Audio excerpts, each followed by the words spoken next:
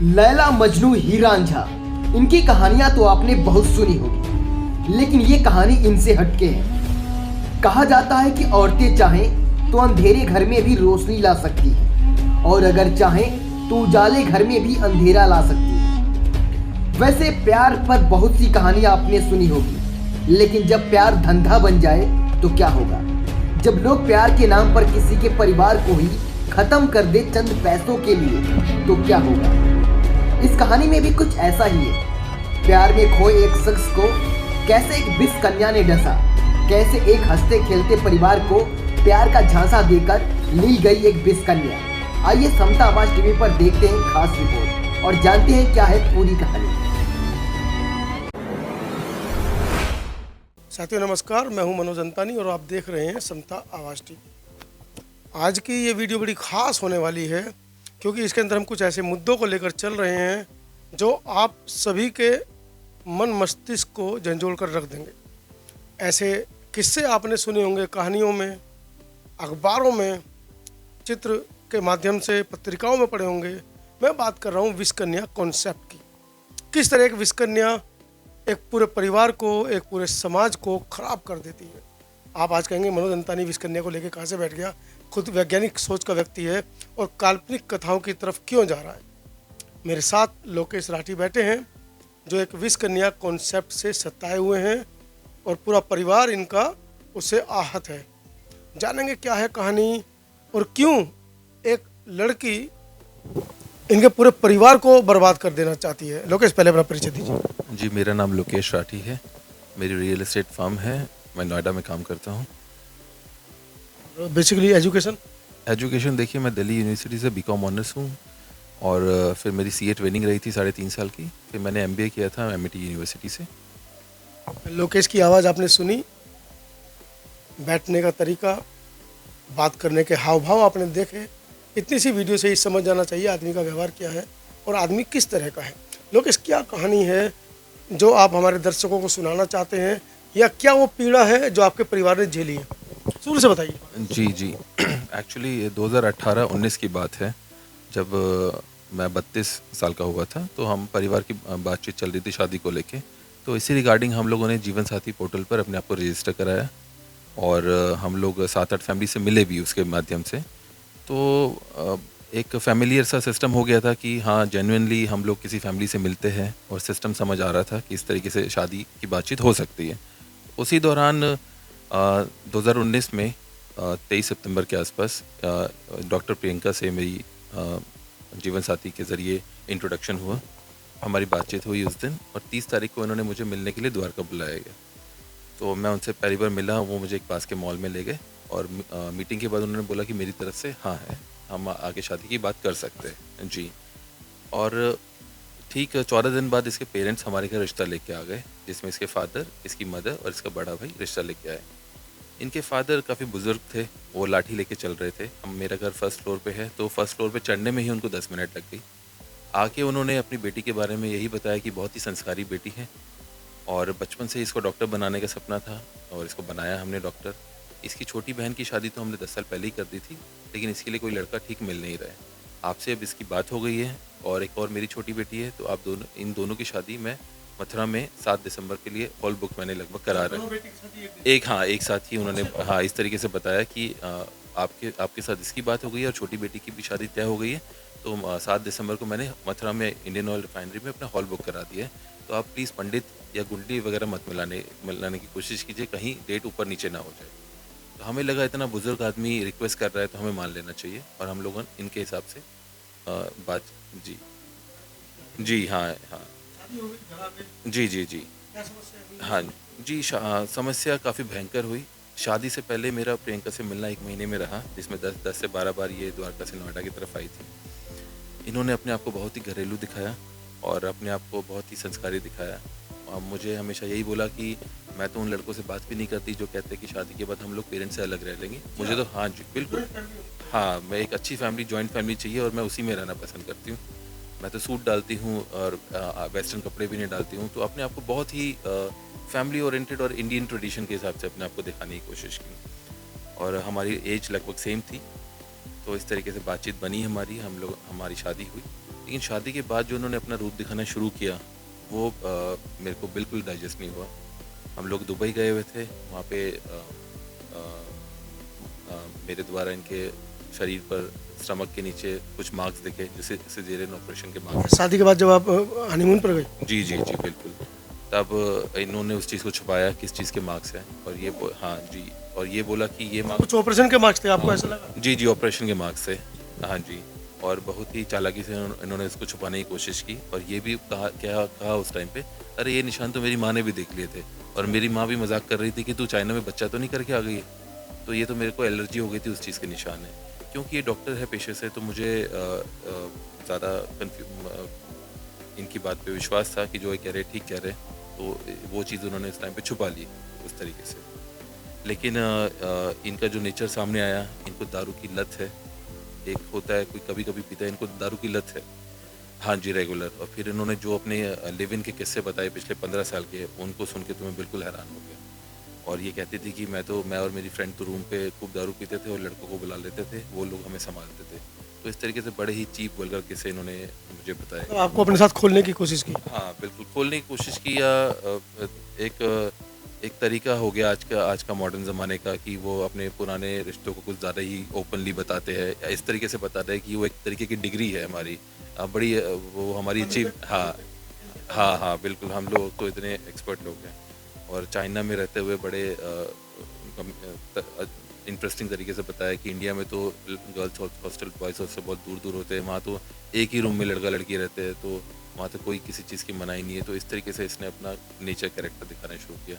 Dubai में भी इसने कई बार लड़ाई करके क्लब जाके दारू पी, हाँ जी, और मुझे नहीं पीने दी। तो ये मैं बड़ा ही हैरान था इन सब चीज़ों से। वैसे मैं पीता नहीं हूँ, लेकिन थोड़ा बहुत अभी बहुत साल में एक बार बहुत ही माइनर की चीज़ हो सकती है, तो उस चीज़ से हम आगे बढ़ सकते हैं।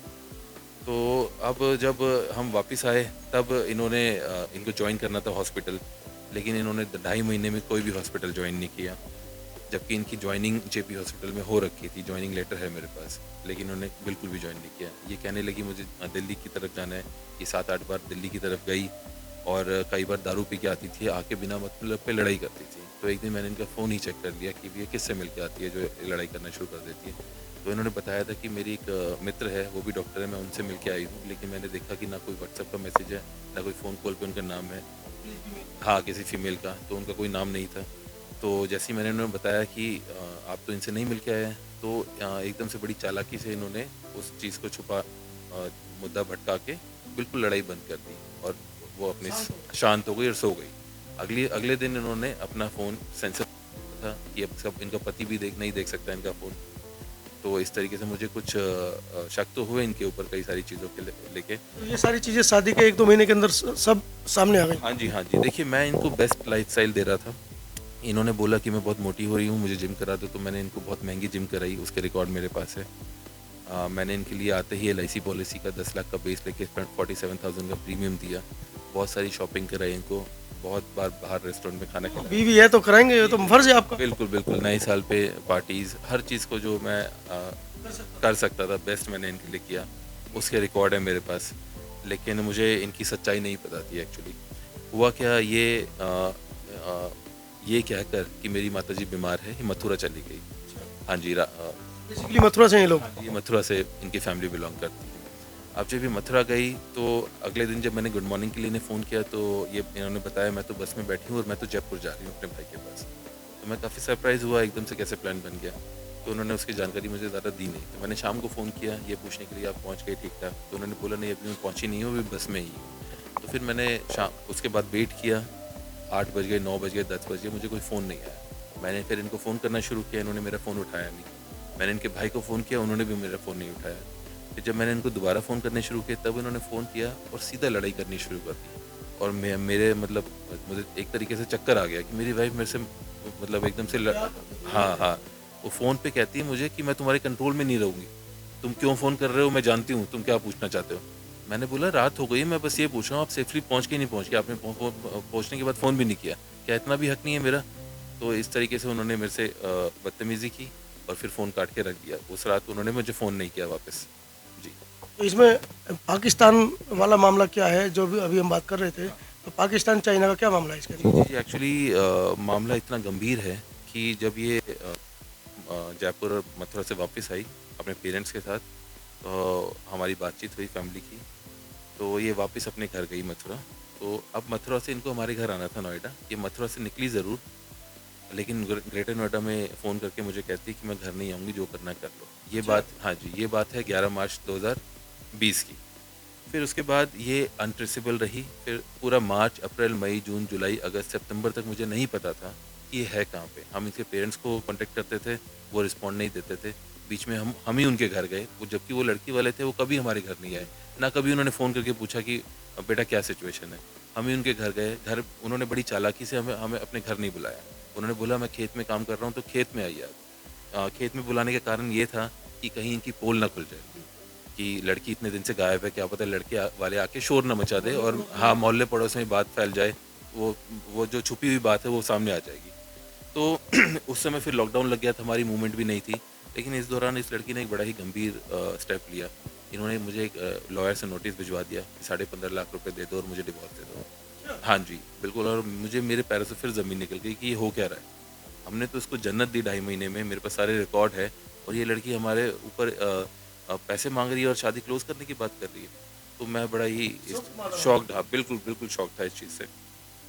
तो हमने इसके पेरेंट्स को बताया ये सारी चीज़ें, उन्होंने इस पर भी कोई प्रतिक्रिया नहीं दी। वो यही बोले कि आप मनाते रहिए, वो लड़की आ जाएगी। लेकिन जब 4-5 महीने चले गए और जब लॉकडाउन थोड़ा स्लो हुआ, तब इन्होंने बड़ी चालाकी से अपने कोई रिश्तेदार का भी नंबर नहीं दिया। मेरी मदर ने इस लड़की से नंबर मांगे थे, इसकी बुआ के, इसके मासी के, लेकिन किचन में इसने बोला कि अपनी माँ से फ़ोन करते हुए, बात करते हुए कि इनको कोई नंबर मत देना अपने रिश्तेदारी का। तो हम लोग काफ़ी सरप्राइज थे। तो शादी के कार्ड के ज़रिए हमने कुछ नंबर लिखे हुए थे, हमने उन नंबर पे कांटेक्ट किया, तो पता चला इसका कज़न भाई ही, इसके चाचा का लड़का ही का ही नंबर है वो, और वो मेरे आसपास मयूर विहार में ही रहता है। तो उन्होंने मुझे जैसे ही सुना ये मामला कुछ इस तरीके से ख़राब चल रहा है, तो उन्होंने मुझे अपने घर बुलाया। उन्होंने अपनी पत्नी के साथ खुद बैठ के ये मामला समझा, क्या बातचीत चल रही है, क्या दिक्कत चल रही है। मैंने बोला ये तो 6 महीने से गायब है और आ नहीं रही है, पता नहीं चल रहा है। तो उसके भाई ने बड़ी ही शॉकिंग तरीके से मुझसे पूछा कि आपको इसकी सच्चाई तो पता है ना? आपने शादी करी थी, तो आपको पता तो है ना इसके बैकग्राउंड के बारे में? तो मैं उस चीज़ को समझ नहीं पाया। मैंने बोला नहीं, मुझे तो जो इसका नेचर था वही समझ आ रहा था कि कुछ गड़बड़ है, लेकिन पीछे का तो नहीं पता। तो उन्होंने बताया मुझे रिकॉर्ड में कि भैया ये लड़की तो पहले से शादीशुदा है। जी। और जिस जिस लड़के से शादी की है वो पाकिस्तान का नागरिक है, और उससे उस शादी से इसको एक बच्चा भी है। तो ये इतना गंभीर खुलासा जब इसके भाई ने किया, तो मेरा भाई तो बेहोश हो गया था ये सुन के। तो हम लोग तो बड़ा शौक लगा हमें। तो ये मामला लेके फिर हम जब मथुरा पहुँचे इनके घर, तो फिर इसके फादर खेत में मिले, वो घर आने का नाम नहीं ले रहे हैं। इसकी माताजी ने हमें घर में नहीं घुसने दिया। इसके भाई ने फिर धक्का मुक्की शुरू कर दी, तो हमें ज़बरदस्ती वहाँ के पुलिस स्टेशन में जाके रिपोर्ट करनी पड़ी कि इस तरीके से शादी हुई थी, ये धोखाधड़ी हुई है, इन लोगों को बुलाया जाए।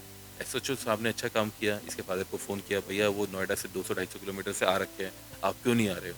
फिर इसके पिताजी आए, फिर उन्होंने अपनी बेटी से बात कराई कि वो यहाँ पे वो दिल्ली में रहती है, तो दिल्ली से ही CAW में केस करेगी, इस तरीके से धमकी देनी शुरू कर दी। और फिर हम वहाँ से वापस आ गए। फिर हमने इसकी रिपोर्ट दिल्ली पुलिस को भी की, नोएडा पुलिस को भी की। शुरुआती जांच में जब इससे पूछताछ की गई कि आप पाकिस्तान गए थे, इसने हामी भरी कि हाँ मैं पाकिस्तान गई थी, 4-5 दिन के लिए गई थी, टूरिस्ट वीज़ा पे गई थी। लेकिन अब तक मैं रिसर्च कर चुका था कि एक भारतीय के लिए पाकिस्तान जाना इम्पॉसिबल है। सिर्फ बहुत ही लिमिटेड तरीके से वो पाकिस्तान जा सकता है, या तो उसका कोई ब्लड रिलेशन में रिश्तेदारी हो, फैमिली बेस पे जा सकता है, या उसका कोई बिज़नेस का बेस हो, बिज़नेस का लेन देन हो इंडिया पाकिस्तान में, उस बेस पे जा सकता है, या जो हमारे सिख लोग हैं, या वहाँ पे जो 15 गुरुद्वारे हैं, वहाँ पे जत्थे में जा सकते हैं आप लोग। इसके अलावा पाकिस्तान एक आम आदमी नहीं जा सकता। तो जब हम लोगों ने दिल्ली पुलिस में रिपोर्ट लिखाई, तो उन लोगों ने काफ़ी टाइम लगाया इस चीज़ को, छोटी सी चीज़ को इन्वेस्टिगेट करने के लिए। लेकिन जब उन्होंने डिटेल मंगाई, तो इसकी इंडिया से पाकिस्तान जाने का मुद्दा 2 बार का आ गया है, जिसमें एक बार ये 4 महीने पाकिस्तान रह के आई है। जी 4 महीने, सारे वीज़ा रूल तोड़ते हुए 4 महीने ये पाकिस्तान में रह के आई है, और दोबारा फिर 7 दिन गई है, फिर वापस आई है। अभी लेटेस्ट अपडेट क्या है और परिवार की क्या स्थिति है, और आपके परिवार पर क्या क्या एलिगेशन लगे? हाँ जी, देखिए ये महिला बहुत ही शातिर है। इसने जीवन साथी को एक अड्डा बना रखा था लड़कों को फंसाने का, लिव इन में रहने का, और उसके बाद उन पे महिला कानून से कंप्लेंट करा के उनको ब्लैकमेल करने का, जो कि इसने मेरे साथ सेम किया। लेकिन मुझे क्योंकि इसकी खुराफात पता चल गई थी और मेरी इससे शादी हो गई थी, तो मुझे लीगल स्टेप लेना ही था, तो मैं पीछे नहीं हटा। तो मैंने इस पे कार्रवाई कराई और जब इस लड़की की स्टेटस ये है कि इसने मुझ पे महिला कानून का गलत इस्तेमाल करते हुए एफआईआर करा रखी है और डीवी केस भी गलत तरीके से डाला हुआ है, उसका कोई एविडेंस नहीं है इनके पास। इस महिला ने एक और चालाकी की, मैं इसको क्यों इतना खुराफात बता रहा हूँ। द्वारका कोर्ट की ही बात है, जिस दिन डेट थी हमारी, उस दिन भी इसने एक और झूठी कंप्लेंट दिल्ली पुलिस को कर दी और बड़े ही गंभीर आरोप मेरे परिवार पे लगाए कि मेरे पति ने मुझे मारा, मेरे को छाती पे मारा, मेरे फादर इन लॉ ने मेरे बाल खींचे, मुझे केस वापस लेने की धमकी दी और इस तरीके से एक और झूठी कंप्लेंट बना के दिल्ली पुलिस को दे दी। लेकिन इस बार दिल्ली पुलिस ने बड़ी ही सूझबूझ से काम किया और इस मैटर को इन्वेस्टिगेट किया। इस लड़की को साइट पे ले गए, कहाँ की वारदात है, सीसीटीवी फुटेज निकाली, वहाँ के आई विटनेस से बात की, पता चला ये पूरा मामला फर्जी था और दिल्ली पुलिस ने इसको क्लोज कर दिया। लेकिन ये महिला फिर भी नहीं मानी, ये इतनी शातिर है और डॉक्टर होने का इतना गलत इस्तेमाल करती है कि उन आईओ की ही कंप्लेंट कर दी विजिलेंस में कि मेरी कंप्लेंट को एफआईआर में कन्वर्ट नहीं कर रहे और मेरे से 50,000 रुपये मांग रहे हैं। और फिर मामला विजिलेंस में गया तो विजिलेंस वालों ने भी इसको खूब लताड़ा कि भैया कानून का मजाक मत बनाओ, आपने तो हद कर दी है, आपके पास कोई सबूत नहीं है और आप उठा के कुछ भी लेके आ जाते हो, ये मजाक नहीं चल रहा है। तो ये मैंने दिल्ली पुलिस से रिपोर्ट आरटीआई के जरिए इसकी रिपोर्ट ले ली है, मेरे पास इसकी रिपोर्ट है कि झूठी कंप्लेंट इसने हमारे खिलाफ करी थी, कोई सबूत नहीं मिला इसमें। तो अभी सिचुएशन ये है। तो कहानी का सार साथियों, सिर्फ 1 मिनट लूँगा आपका, क्योंकि बहुत लंबी वार्ता हमारी लोकेश राठी जी से हुई है। एक गरीब परिवार अपनी बच्ची को पढ़ाने लिखाने के लिए, महत्वाकांक्षा बच्ची को, क्योंकि परिवार में और भी बच्चे हैं, वो चाहते तो मथुरा के स्कूल में पढ़ सकते थे साथ में, लेकिन एक लड़की जो 12-15 साल की उम्र में इतनी महत्वाकांक्षी हो जाती है कि परिवार के साथ नहीं रहती है, जैसा कि उसने अपने बयान में बताया और राठी जी ने भी बताया कि उन्होंने शादी के 15 साल पहले का भी इनको जिक्र किया, अपने दोस्तों की कहानियाँ सुनाई, लिविंग रिलेशन में कहाँ रही हैं।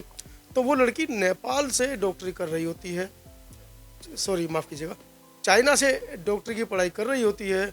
वहीं पर उसे एक पाकिस्तानी लड़के से प्यार होता है, उससे शादी कर लेती है। शादी के बाद बच्चा होता है, पाकिस्तानी लड़का अपने घर चला जाता है और ये भी पाकिस्तान उससे मिलने जाती है अपने बच्चे को लेकर। अब क्या असली कहानी है वो पुलिस इन्वेस्टिगेशन में, अगर पुलिस सच्चाई से और निष्पक्षता से पूरे मामले को इन्वेस्टिगेट करेगी तो पता चलेगा।